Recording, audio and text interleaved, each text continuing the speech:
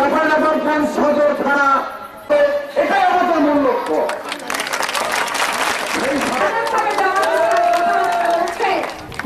জামাত ইসলাম বিএনপিকে পরিচালিত করবে, জামাত ইসলামের মধ্যে চাঁপাইনবাবগঞ্জে বিএনপিকে উঠতে বসতে হবে।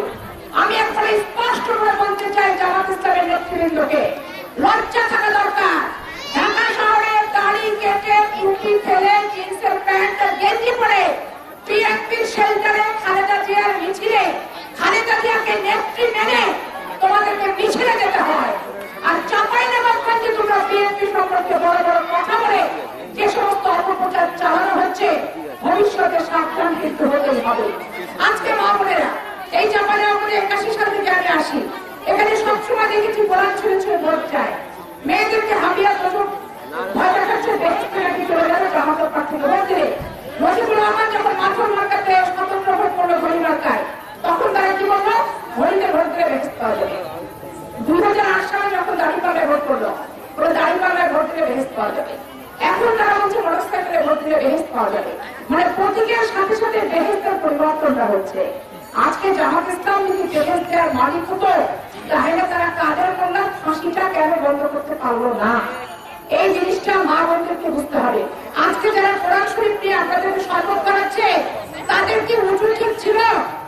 তারা কি 5 ওয়াক্ত নামাজ পড়ে? এই জিনিসটা আপনারা একবার প্রশ্ন করে দেখলেন না তাদেরকে? আজকে জামাত ইসলাম গাঁজাখোরকে গাঁজা পয়সা দিয়ে ভোট দিয়েছে, যারা মাতাল তাদেরকে মদের পয়সা দিয়েছে, যারা সমাজে আরো বেশি অপকর্ম করে তাদেরকে অপকর্মের পয়সা দিয়েছে।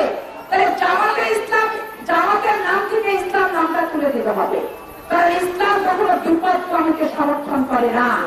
আজকে বেহেশত দিতে চায় তারা, আল্লাহর সাথে শিরক করে, মানে আল্লাহর চেয়ে তারা ক্ষমতাধর হয়ে গেছে। মুসলমান থেকে তো নাম খালি দোকানে নিতে হয়ে গেছে। আমরা যারা মুসলমান নামাজ পড়বো, রোজা করবো, সৎ পথে চলবো, সত্য কথা বলবো, হালাল ইনকাম করবো, এরপরে তার কোনো কথা থাকতে পারে না।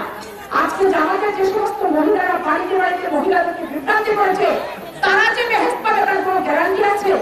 এই জন্য আমি স্পষ্ট করে বলি, যারা মুসলমান এই ইসলামকে যারা অপব্যবহার করছে, অপপ্রয়োগ করছে, মিথ্যা বয়ানে এই সমস্ত অসহায় মহিলাদেরকে বোঝাচ্ছে এবং বাড়িতে বাড়িতে ওয়াজ নসিহত করছে, মাহফিল করছে, এই সমস্ত মাহফিল প্রত্যেকটা সচেতন মুসলমানকে পাহারা দিতে হবে। হাদিস কোরআন বর্ণনা করে যখন দাঁড়িপাল্লা জামাত ইসলামের প্রার্থীর পক্ষে ভোট চাপে, সেখানে মাহফিলে যারা উপস্থিত থাকবেন মুসলমানেরা, মা বোনেরা, প্রত্যেককেই কিন্তু বাধা দিতে হবে। মসজিদে মসজিদে শুক্রবারে অনেক খুতবায় দেখবেন জামাত ইসলামের ইমাম সাহেবরা এ কথা সে কথা দোয়া কালাম বলে লাস্টে কিন্তু জামাতের পক্ষে স্থগিত দিয়ে দিচ্ছে। এইখানে কিন্তু আপত্তি তুলতে হবে। মসজিদ করে রাজনৈতিক সংগঠনের ব্যক্তিগত সম্পত্তি হতে পারে না। আজকে জামাত ইসলাম যেমন ইসলামকে অপকথন করছে, আওয়ামী লীগ কোন ধর্মের লোককে শান্তিতে বসবাস করতে দিচ্ছে না। আর বিএনপি হচ্ছে সকল ধর্মের লোককে শান্তিতে সম্প্রীতিতে বসবাস করতে দেওয়ার জন্য অঙ্গীকারবদ্ধ হয়। এই জিনিসগুলি আপনাদের খুব বিবেচনা করে চিন্তা করতে হবে।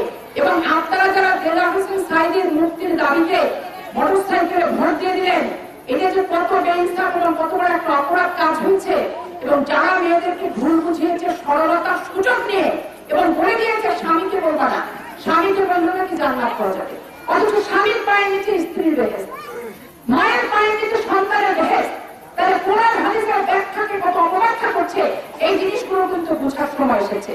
আর স্পষ্ট কথা, বিএনপির বিরুদ্ধে বিষোদগার করাই হচ্ছে আওয়ামী লীগ এবং জামাত ইসলামের চরম একটা লক্ষ্য। এই লক্ষ্যকে কখনো কামিয়াব হতে দেওয়া যাবে না।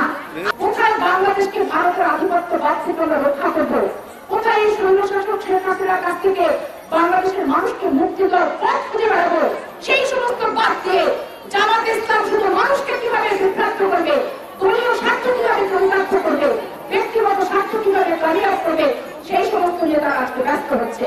বিভিন্ন জায়গায় তারা অপপ্রচার চালাচ্ছে।